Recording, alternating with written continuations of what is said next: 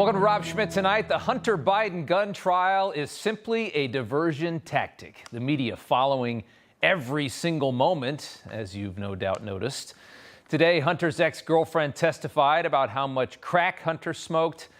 Evidently, Hunter Biden smokes crack or smoked crack all the time, every 15 minutes if he was awake.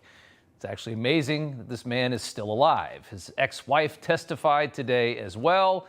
And the gun shop owner told us that Hunter paid in cash for his revolver that is in question.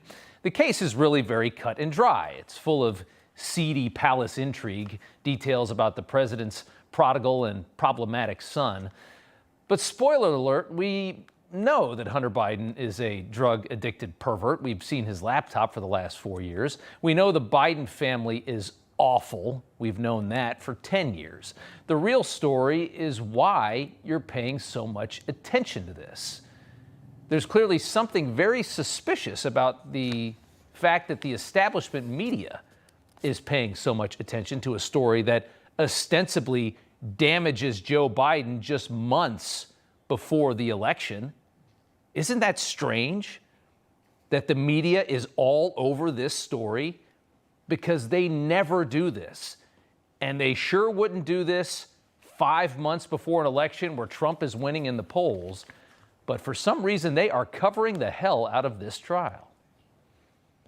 Okay, Hunter Biden's federal gun trial will resume in a Delaware courtroom later this morning. Right now, Hunter Biden's ex-wife, Kathleen Buell, is on the stand in his felony gun trial. And first up today, more testimony from an FBI agent, and then the first member of the Biden family will take the witness stand, Hallie Biden. The prosecutors are beginning a drumbeat here as the afternoon began of women in relationships with Hunter Biden who will testify they knew, and he knew, he was addicted to drugs before buying that gun. Again, they never cover things that damage Joe Biden. This is like a big sign that says, look over here, watch this trial. Now, the media is obviously using this case to prove the DOJ isn't crooked as we watch our justice system attempt to decimate Donald Trump over, frankly, nothing. They also have no issue with this because a gun and tax charge, though, the real reason they might be covering this, a gun and tax charge are very powerful euphemisms for Hunter and the Biden family's crimes. Hunter is the central figure of the most corrupt family in American politics. There's no question about that. The DOJ has effectively covered up their entire scheme up to this point. Compromised DOJ brass like Assistant U.S. Attorney Leslie Wolf, who demanded that nobody look at anything that leads to Joe Biden or the big guy or to Dad. They allowed the statute of limitations to expire for Hunter's worst tax crimes, which clearly would have led to his father. And then you start talking about Ukraine for those years, 2014, 2015, whether or not that prosecutor was fired by Joe Biden or he got him fired. The DOJ did everything to prop up Joe Biden and to make him the president and to keep him in the White House. And they were successful at this for years. But their streak ended when DOJ got greedy and tried to make Hunter's very egregious gun and tax crimes disappear with a laughable sweetheart deal that included no jail time for crimes that the rest of us would be decimated by. They ran into a judge finally that couldn't stomach that level of DOJ corruption. The Biden family brought in tens of millions of dollars selling Joe Biden.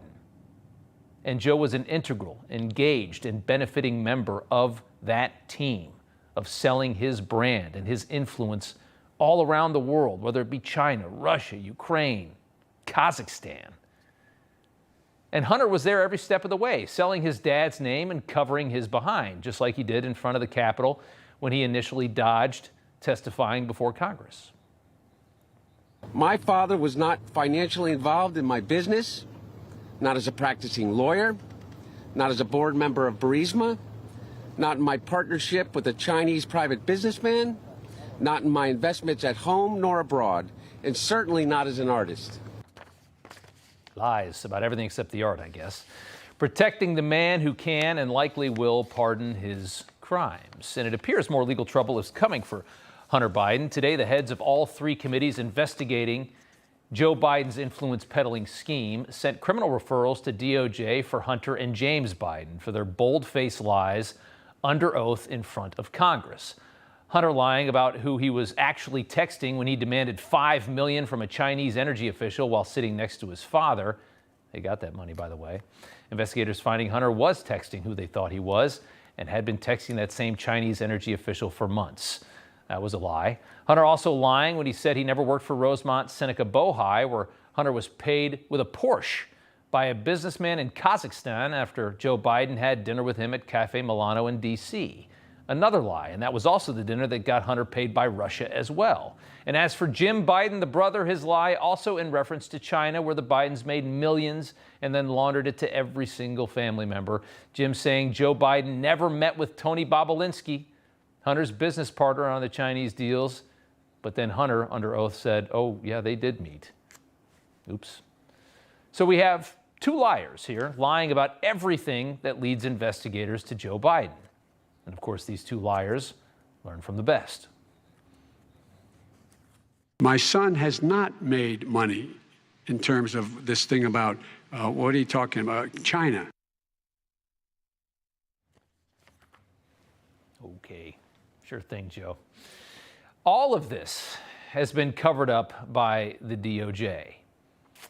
And now we have Trump, a multiple felon, for writing, the wrong memo on reimbursement checks that he signed to Michael Cohen.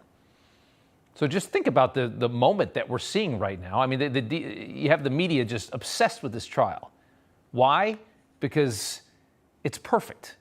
Because it doesn't take us down the road to the very obvious corruption of this family and the heinous things that they have done for money and what they've compromised from this country to get that money. The media is more than happy to talk about guns and taxes with Hunter Biden because at the worst case, Joe's just going to make it all disappear. He's going to pardon it all anyways. Doesn't it make sense? That's why MSNBC and CNN are sitting outside the court. We're 5 months from an election and Trump is winning in the polls, and they're covering a damaging story about Joe Biden. They never do this. The fact that they're doing it right now tells you they want you paying attention to this, and that's the reason. You're excited about the Hunter gun trial? Imagine what his real trial would have looked like.